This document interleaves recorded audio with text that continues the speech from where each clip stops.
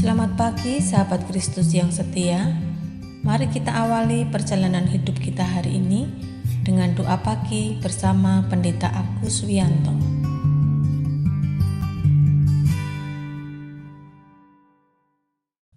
Selamat pagi sahabat Kristus yang setia. Kita bersyukur kalau pagi ini masih diberi kesempatan oleh Tuhan berjumpa lagi dalam doa pagi. Sebelum memulai doa pagi, mari kita bersaat teduh. Mari kita berdoa. Bapa yang pengasih dan sumber kasih, kami bersyukur kalau pagi ini diperkenankan Tuhan menjalani kehidupan yang baru. Terima kasih atas anugerah yang Tuhan berikan kepada kami. Pagi ini kami akan belajar firman Tuhan. Mohon kiranya Tuhan berkenan menolong kami untuk memahami firman Tuhan dengan baik dan benar. Kiranya Tuhan juga memakai hamba-Mu yang Tuhan percaya untuk menguraikan firman Tuhan. Mohon Tuhan urapi lidah bibirnya agar dapat menguraikan firman Tuhan dengan baik dan benar. Mampukanlah kami melakukan firman Tuhan dalam kehidupan kami sehari-hari. Dalam nama Tuhan Yesus, kami berdoa dan bersyukur. Amin. Sahabat Kristus yang setia, sebelum membaca dan merenungkan firman Tuhan, mari kita menyanyikan sebuah pujian dari PKJ 221, Kasih Allah Pengikatnya, bersama teman-teman dari Jubilate Band GKI Darmo Satelit.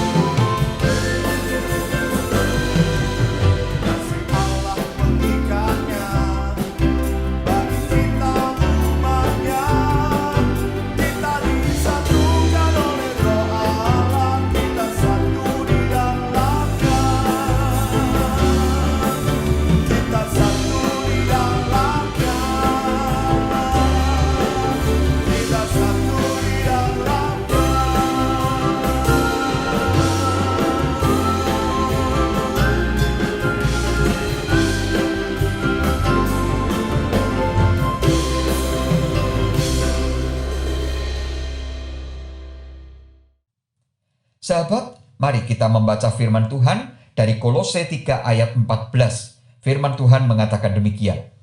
Dan di atas semuanya itu, kenakanlah kasih sebagai pengikat yang mempersatukan dan menyempurnakan. Demikian firman Tuhan. Berbahagialah setiap orang yang membaca firman Tuhan, mempergumulkan dan melakukan dalam hidupnya setiap hari. Haleluya. Sahabat Kristus yang setia, Alkitab kita yang demikian tebal, kalau kita ringkaskan isinya, cukup dengan satu kata saja, yaitu kasih. Artinya, intisari dari pengajaran dalam Alkitab yang diajarkan oleh Tuhan Allah kepada kita melalui Alkitab adalah kasih.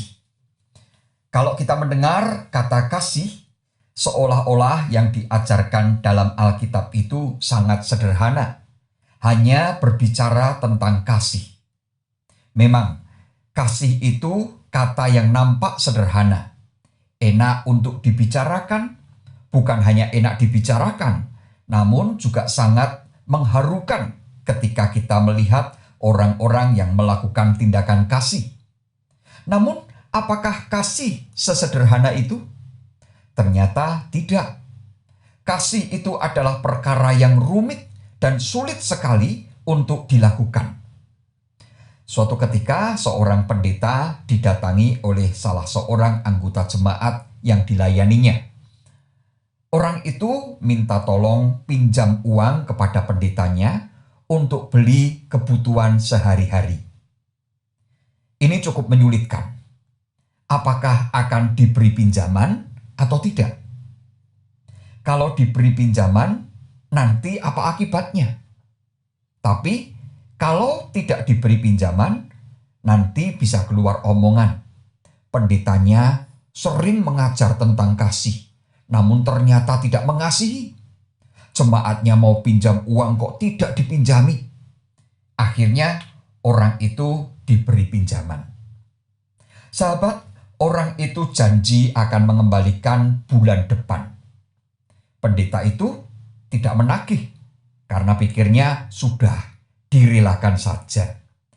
Namun sejak saat itu, pendeta itu tidak pernah menjumpai anggota jemaat yang pinjam uang itu.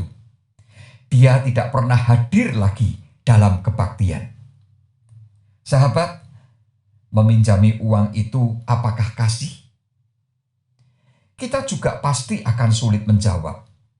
Mungkin di satu sisi kita akan mengatakan itu kasih. Karena orang itu bisa belanja kebutuhannya, bisa mencukupi kebutuhannya. Namun, apakah itu juga kasih ketika orang itu menjadi domba yang hilang?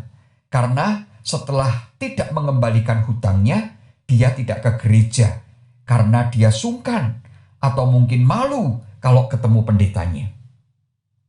Sahabat, mengapa kasih yang seharusnya bisa mempersatukan ternyata justru memisahkan gara-gara hutang? Bukan hanya masalah hutang, bisa karena masalah yang lain. Ada dua orang bersahabat baik, kemana-mana bersama-sama, sering ngopi bareng, kalau ada masalah dibicarakan bersama. Suatu ketika terjadi kesalahpahaman di antara mereka. Karena yang satu berbuat salah dan yang lainnya menegur. Orang yang ditegur tidak terima dan kemudian marah. Sejak peristiwa itu, mereka tidak kontak lagi. Apalagi bertemu untuk ngopi bareng.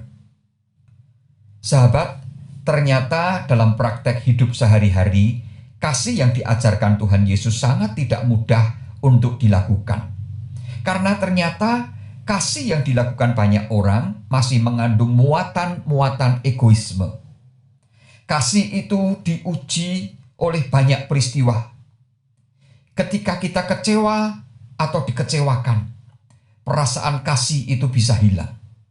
Ketika kita marah karena kesalahpahaman, kita bisa tampil seperti orang-orang yang bukan pengikut Tuhan Yesus yang tidak mengasihi.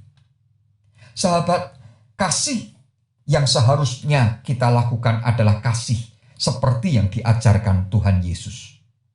Kita coba ingat sekilas apa yang dialami dan dilakukan Tuhan Yesus. Mulai dari Taman Getsemani, Tuhan Yesus ditangkap. Ketika murid-murid Tuhan Yesus melawan, salah seorang hamba imam besar dipotong daun telinganya. Apa yang dilakukan Tuhan Yesus? Dengan kasih dan kuasanya, Tuhan Yesus mengambil kembali daun telinga itu dan kemudian memasang daun telinga itu kembali. Kenapa Tuhan Yesus tidak membiarkan saja daun telinga itu putus? Karena kasih Tuhan Yesus lebih besar daripada kebencian orang-orang yang memusuhinya. Sehingga Tuhan Yesus sangat mudah untuk mengampuni, bahkan berbuat kebaikan terhadap orang itu. Ketika Tuhan Yesus diadili, dipukul, dicambuk, diberi mahkota duri, apakah Tuhan Yesus memakai kuasanya untuk membalas? Tuhan Yesus tidak membalas. Mengapa? Karena Tuhan Yesus mengasihi mereka semua. Ketika Tuhan Yesus dituduh sebagai penjahat besar yang akhirnya membuatnya disalibkan, apakah Tuhan Yesus membantah dan melawan? Tidak. Tuhan Yesus tetap diam. Mengapa? Karena Tuhan Yesus mengasihi dan mau menebus dosa mereka yang menuduhnya. Ketika Tuhan Yesus harus memikul salib hingga bukit Golgota. Apakah Tuhan Yesus menolak dan meletakkan salib itu? Tidak. Tuhan Yesus tetap melakukannya hingga disalibkan. Mengapa? Karena Tuhan Yesus mengasihi seluruh umat manusia dan seluruh dunia ini, sehingga Tuhan Yesus tidak rela kalau umat manusia itu dihukum karena dosa mereka. Maka ketika firman Tuhan menasihati kita, kenakanlah kasih. Itu adalah kasih seperti yang dilakukan Tuhan Yesus. Kasih yang sabar, kasih yang pengampun, kasih yang murah hati. Pokoknya kasih yang seperti Tuhan Yesus berikan dan lakukan. Kasih seperti itulah yang harus kita kenakan. Seperti orang pakai baju yang bisa dilihat orang lain. Maka kasih itu akan terlihat dalam perilaku dan tutur kata kita seperti pakaian yang kita kenakan. Sahabat, kalau kita ketemu dengan teman-teman, terutama ketika kita ketemu dengan teman-teman di gereja, apakah kita mengenakan kasih seperti kasih Tuhan Yesus? Kalau kita semua mengenakan kasih seperti kasih Tuhan Yesus, maka kasih itu akan mempersatukan kita semua. Karena kemarahan akan segera selesai, kekecewaan akan segera selesai, permusuhan akan segera selesai, kesalahpahaman akan segera selesai. Mengapa? Karena kita semua sangat mudah untuk mengampuni, dan tidak ada yang membalas, tidak ada yang dendam, tidak ada yang membenci, tidak ada yang memusuhi. Kita semua hidup saling mengasihi dan tidak ada yang saling menyakiti. Kasih itu mempersatukan, tidak memisahkan. Karena itu, marilah kita semua selalu mengenakan kasih. Kasih Tuhan Yesus agar kita selalu bersatu. Amin. Tuhan memberkati.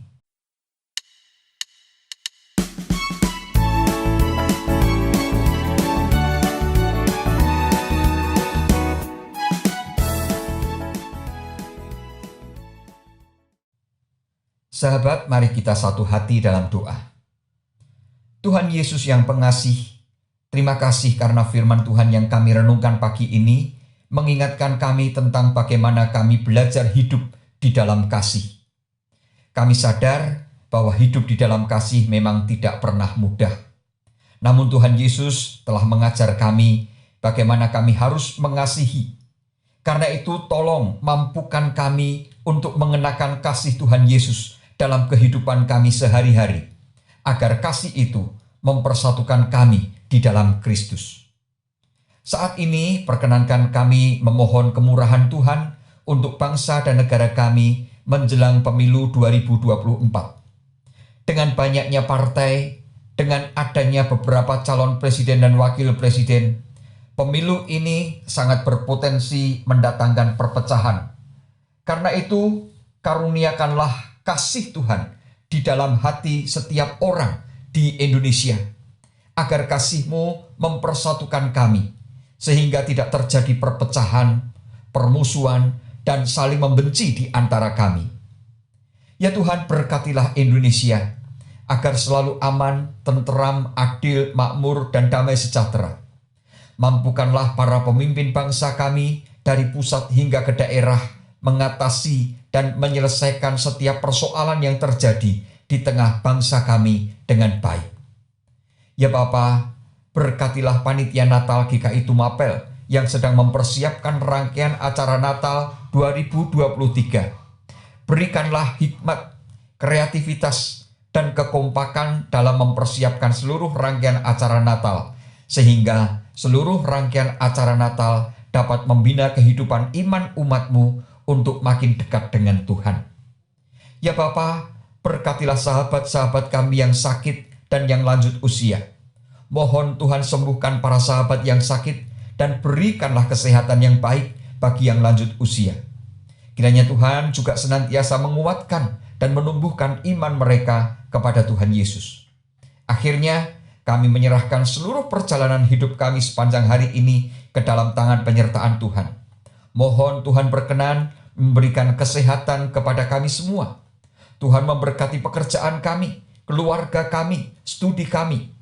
Kiranya Tuhan juga berkenan melimpahkan berkat rezeki untuk mencukupi semua kebutuhan hidup kami. Inilah permohonan kami yang kami minta di dalam nama Tuhan Yesus, Juru Selamat kami yang hidup. Amin. Kasih Tuhan mengiringimu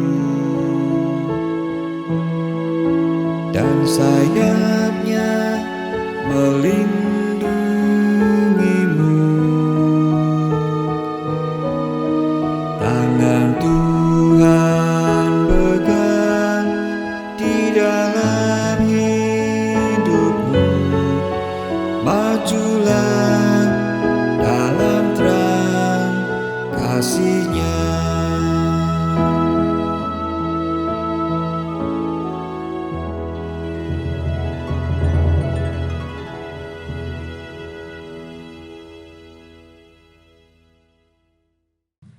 Sahabat, demikianlah doa pagi sudah selesai. Selamat beraktivitas, tetap jaga kesehatan, dan tetap semangat. Tuhan Yesus memberkati kita semua. Amin.